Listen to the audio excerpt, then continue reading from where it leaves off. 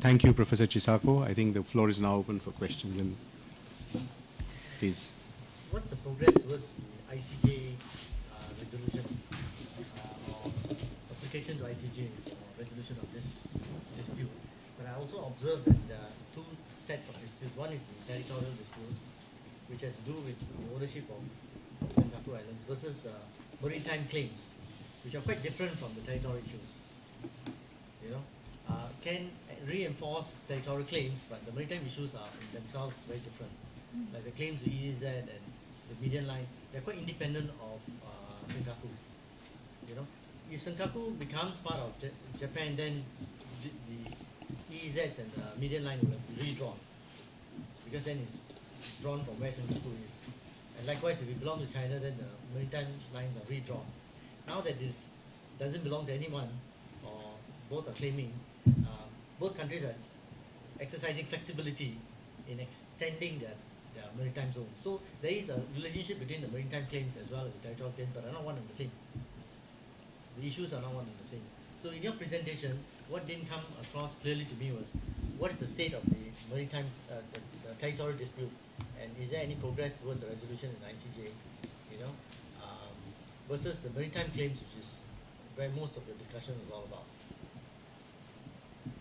Any other questions, related questions anybody wants to ask? Yes, go ahead. I'm actually curious to know your reactions to the last point that you mentioned, that the issue over the territorial sovereignty would lead to a search for new partnerships between both Japan and China, and that might influence the reshaping of the regional order. So could you kindly elaborate a little bit more on this as to what exactly is the realignment or the reshaping of the regional order that you visualize?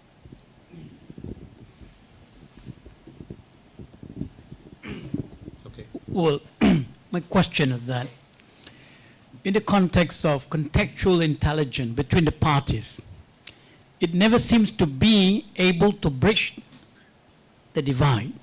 Why is it that when you have your perspective, you did not say that, look, to begin with, Japan is taking the right side and the Chinese is taking the left side. So nobody, the element of middle side, middle ground, doesn't seem to appear. Now the question is that this persisted from day one until now. So how do you intend to bridge the gap between them? And the question is that the ICJ, the arbitration matters, all doesn't come into the picture at all.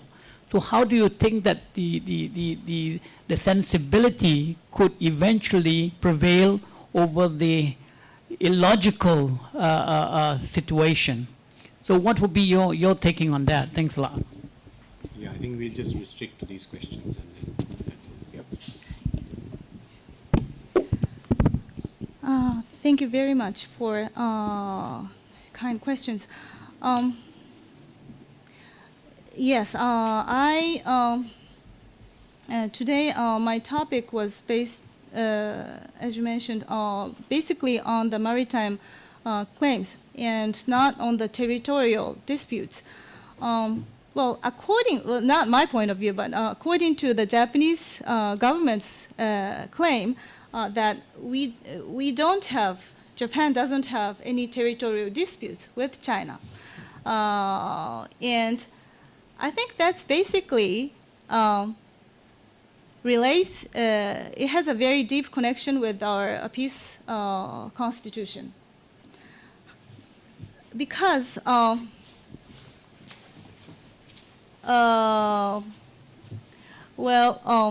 Japanese constitution in the Article 9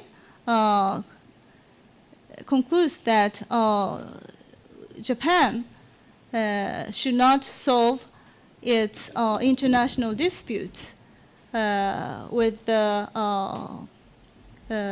military might, with the military force. So that's why Japan... Doesn't have disputes, no?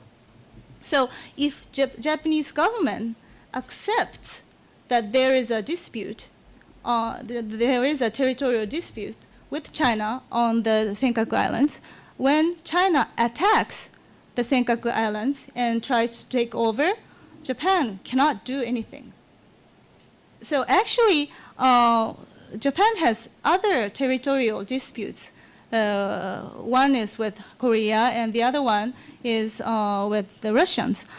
And for those situations, although Japan claims, but Japan never moved force. That's the reality of our constitution. We are a law-based country, so we cannot go against the constitution. So under the current constitution, when China comes, we cannot fight back. So that makes Japanese position very difficult. That's why Japanese government is trying to stick with saying that we don't have any territorial disputes with China because they think they are very much worried about the real war with China. And if something happens and Japan recognize that there is a dispute, then according to the constitution, at least the government will be in a huge trouble. But you know, there is the constitution allows you to defend the territory. Otherwise, anybody can attack Japan. Because defensive element to it. yeah, maybe there at that time a redefinition of our constitution would have to take place. But based on the current situation, that's the reality. You're not And- offensive, but there's a Japan defense force, is it? Oh yeah, yes. Yeah. So Yes. the role is to defend. But that's Self-defense force, yeah. So well, if and you then consider that the territory, ICJ. then you Maybe self-defend it. can I go for ICJ? And ICJ, Japan very much is willing for the ICJ to resolve this issue. And actually, when Japanese government nationalized those Senkaku Islands, Prime Minister and also his colleagues have mentioned if China have different opinions of our territories, they can go for ICJ. But the thing is, China never accepts resolutions solved by ICJ. So, and according to Japanese government's point of view, if it goes to ICJ, Japan will win because it had accumulated a lot of proofs on its effective control of those islands. So that's what China is very much afraid of because according to the current international law, China almost has nothing on the Senkaku Islands.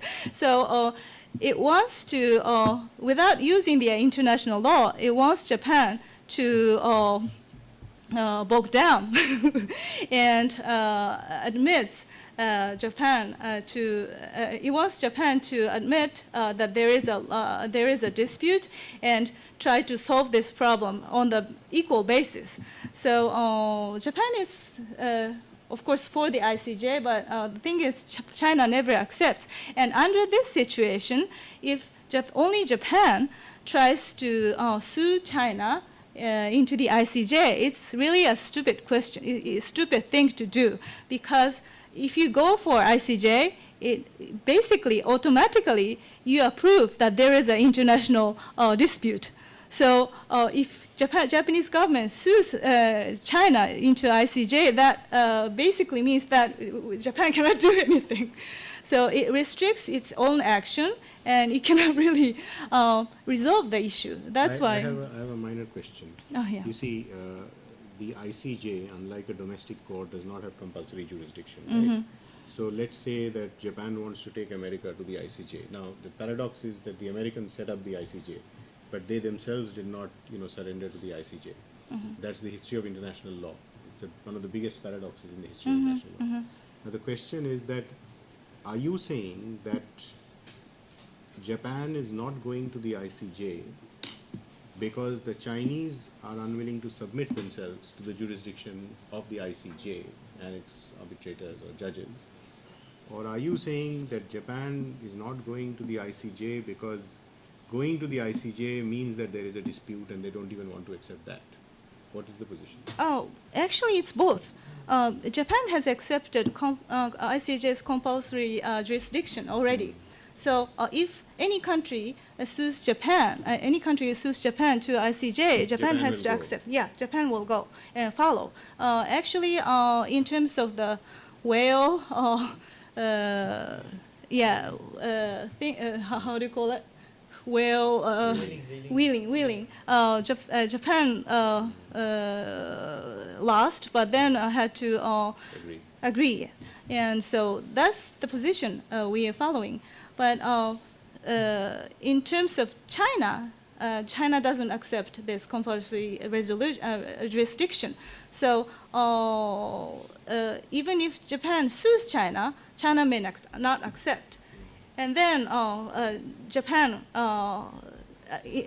in the same time, Japan has to agree that there is an international dispute. So both answers are not quite good for Japan. So that's why Japan thinks it's not a realistic resolution to sue ICJ in terms of this affair. So the territorial issue is very difficult for Japan to resolve, but it also affects this maritime disputes. Japan and China both agree that we have a maritime dispute. So that was something we first thought, both countries first thought that we can work for in the late 1990s. But then because the Senkaku issue grew after that, so we never reached any consensus to demark the EEZs or continental shelf. Actually, the two countries negotiated several times in terms of the demarcation of the EEZs. In late 90s, it seemed it seemed not so impossible to demark the East China Sea. But then it turned out to be very difficult to do it. And bridge divide. Well, this bridge divide, I think this affairs is very difficult for us to try to bridge the two countries.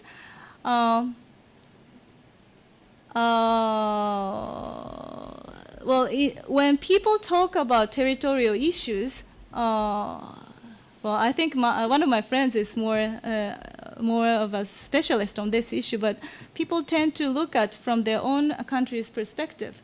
And usually, many people not to stand in the middle position. But in terms of Senkaku Islands, well, it makes me very difficult to stand in any position. But when you make a research, you don't find, at least I never found the research results that is for China. Because if you look into the details of its history, things are so negative on Chinese position. It's very hard to stand on their position. But if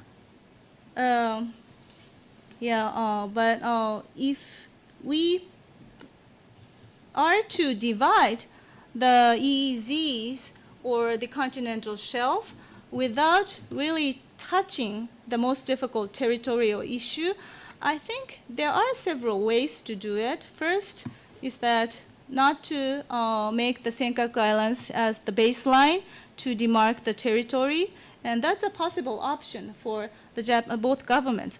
But China may still not like this position because it wants to have all the continental shelf. So no matter where the baseline is, China may still want to have the entire region. And so that will make it very difficult. And actually, in late 90s, I think the Chinese government or the Ministry of Foreign Affairs were not thinking of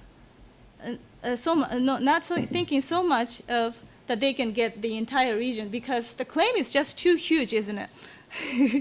Well, it's just unreasonable to admit that only China has the right to get the huge continental shelf, which and the logic doesn't stand for China's other claims for other territories. So why in East China Seas it has to stand the continental shelf? They can never explain. So I think. Actually, I don't find that ridiculous because continental shelf is not territorial waters. No. Which means I cannot execute anything or fight a war in the continental water, in continental shelf. I can only do explorations. Oh, yeah. So, you know, if I'm doing explorations, what's the big issue? If it overlaps with yours, it doesn't matter. And yes. So it's for energy. You know, it's not territorial waters. Continental shelf is not territorial waters. Well, yes. Joint exploration of resources is a very interesting issue because it requires so much money. So when I asked the specialists on the energy fields, they said, oh, Chinese side was very happy to have this joint exploration with Japan because then they can lessen the problem of their money. However, it's more of the nationalism.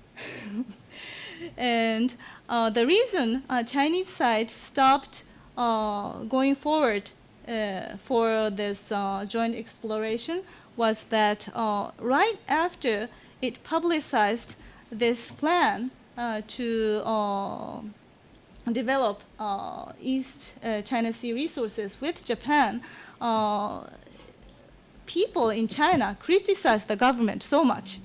And there were so many blackmails going to the foreign ministries, and the government just couldn't handle it anymore.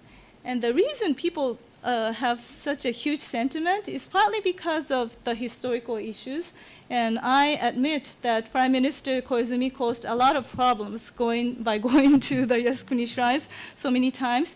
But in the same time, Chinese domestic propaganda matters a lot. And within the Chinese domestic politics, in order to have much stable authority of the Communist Party, the party is making a lot of propaganda, anti-Japan propaganda related to the post-war history. And under these situations, anything related to cooperation with Japan can be criticized. So I think the ball is not on the Japanese side, but China decides everything. And because they had made this anti-Japanese sentiment very big within the domestic society, they are also trapped too. They cannot move into the cooperation or relationship with Japan because as soon as they do anything, they will be criticized within the domestic society. Okay, there was a last question that Dr. Palit raised, which is that, no, I'll repeat it. Basically, I'll do it because it'll be consistent with what she is. So basically, the argument you are making is that the two countries are headed in the direction of conflict, right?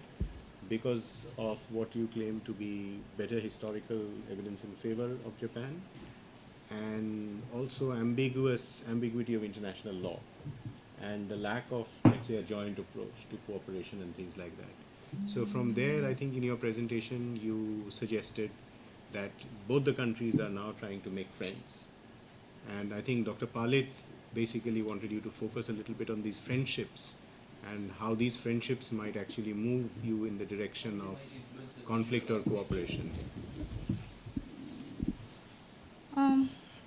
Thank you very much.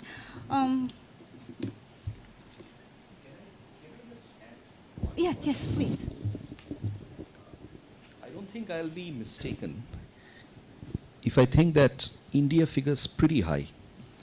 India figures pretty high on the list of friends that both Japan and China would want to cultivate at this stage. And there could be several other countries as well. So what I basically want to pick your mind on is that, do you see the regional order in terms of representations in different forums, regional bodies like maybe the East Asian Summit or the ASEAN Plus 6 structure changing in the near future? Because Japan and China would like it to be more weighed in their respective favor. Do you see that to be a possibility? Comparing to what we have seen in early 2000s, I think the cooperational movement within the regional framework is deteriorating because at that time, after the 97 Asian financial crisis, people kind of believed in the regional cooperation and tried to work hard. However, within this East Asian regional cooperation framework, the biggest two countries, Japan and China, gradually began to have very harsh relationship.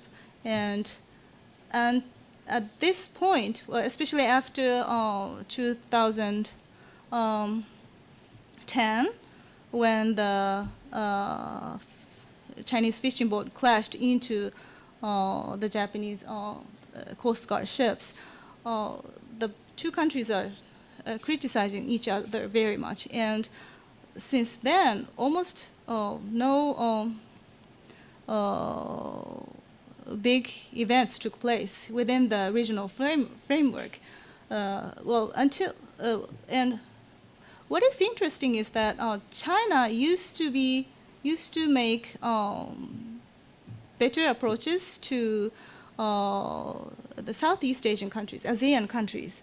And so early 2000s, China did cooperate much better with ASEAN countries, but because, well, in my point of view, because China saw Japan as a big enemy in terms of the maritime claims in East China Seas, it started to take more aggressive measures, like establishing regular patrolling systems in the East China Seas, and then soon after that, it extended to South China Seas. So you can see that starting from 2007, there were, in Vietnam, people started to carry anti-China demonstrations because Chinese, patrolling ships started to shoot Vietnamese fishermen in the typhoon who entered into the their islands. So here, the East Asian, the two seas issues are connected very much. So from the late 2000s, China's relationship with Southeast ASEAN countries were not as ideal or not so optimistic anymore, and entered sort of difficult stage. And when it came to this point, it also made the economic cooperation more difficult too.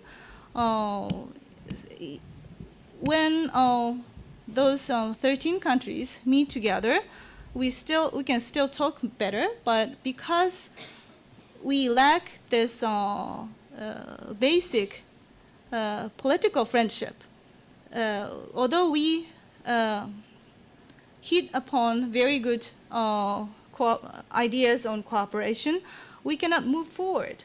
So I think what is taking place after that is that China is trying to form its own group of countries to establish more cooperational relationship, and Japan is also trying to cultivate its own group of countries. So it's more like competition between the two groups. Those groups are not so solid, and countries are moving back and forth. And I think many countries in ASEAN, or including India, is trying to gain the best results from the both sides, and that's a very natural way to do it. But anyway, it's not that Japan and China abandoned their economic interests in those countries, but so within the name of economic cooperations, we are still trying to cooperate more with others. However, the relationship is competing each other.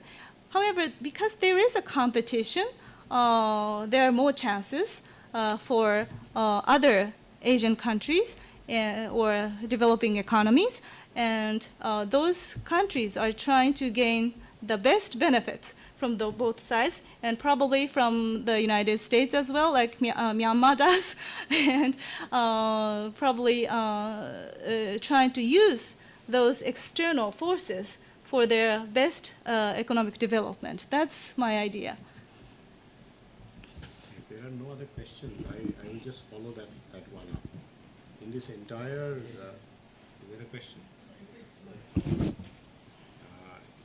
In this entire dynamic, where is the US? Because you just said that countries are trying to make the best of everybody, China, Japan, and US. Yes. Where is the US? That's number one. And number two is, can you focus a little bit of more attention on India? India-Japan relations in relation to this emergence of conflict and cooperation between China and I think, Surya, you can add that question, your question to this one. More or less, I was on the point of both India and the US being in the East Asia Summit, and your presentation was mostly about the 10+3, whereas the question earlier, if I have not mistaken, it was about the East Asia Summit, which includes the US, Russia, India, of course, and the dynamics of a bigger forum like this with reasonably powerful countries other than just China and Japan. That's one. And secondly, in the context of the new economic fora being talked about by China, what is Japan's take? Economic. Yeah, like for instance, apart from the Asian Infrastructure Bank development, investment in AIB. Thank you.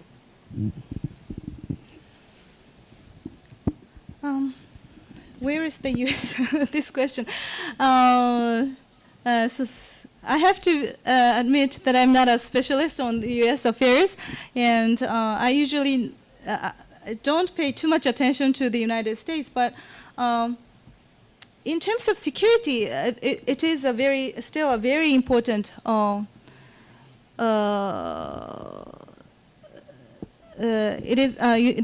role of the United States is very important. However, when I'm in the United States, well, I'm currently at Harvard and attending some seminars over there. To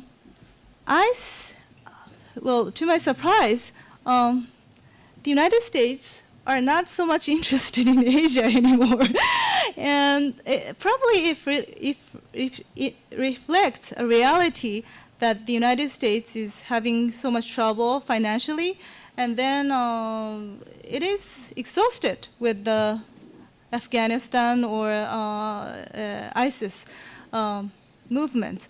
And because it is a global power, it has to pay attention to so many issues all around the world.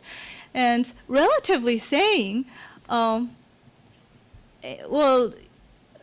the United States, and in my eyes too, Asia is not that disparate. The countries in Asia can manage their own things, whereas when you have problems like ISIS, those countries cannot solve that problem. So comparing to those problems, the seriousness is probably different for the United States. And I think U.S. wants to maintain its maritime hegemony in Asia, but it doesn't want to carry the burden anymore. So from what I have heard in the United States, I have an impression that U.S.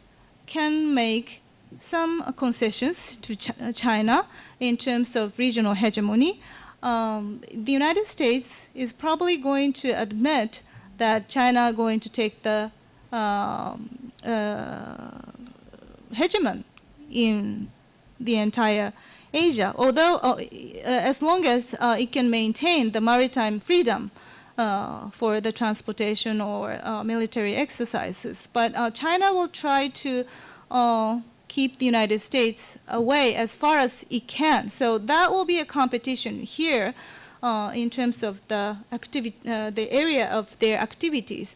But I think the United States is probably going to the direction of admitting China's dominance in this region, and so I don't think this is at least Japanese government is very optimistic about keeping the United States on their side, but I don't think it's going to be that optimistic. And India-Japan relations. I have to confess that I'm not a specialist on these affairs, but I think Prime Minister Abe is making a lot of new activities related to India, because what China has done to Japan in terms of East Asia, it gives an impression to Japan that China is not following the way of international laws. So that threatens Japan. We want to keep this area as free as possible, just like before. So from this perspective, India is becoming more and more important for Japan because it's a democratic country and it has the possibility or potential to become a regional hegemon. So for Japan, India is much better partner to be with. And so I think under the competition between Japan and China, India might be the biggest beneficiary in this competition, because not only Japan but also the United States and some other countries, probably including ASEAN countries too, in order to hedge China, the expectation for India is growing in this region, and India itself is making a lot of economic development too. So I think Japan will try to help India more, and also it will try to help other surrounding countries as well in terms of this. And AIIB or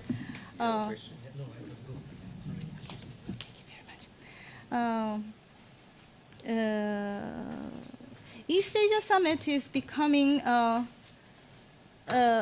think the development of East Asia Summit is one of the reflections I have drawn here, because there is a big dynamic taking place in this region, and East Asia Summit has new members, like the United States or Russia.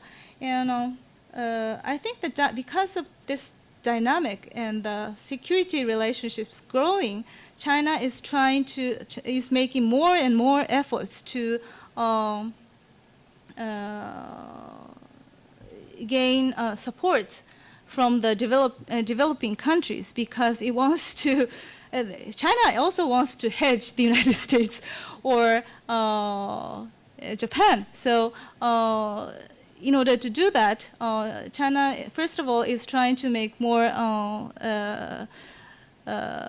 partnership with Russia.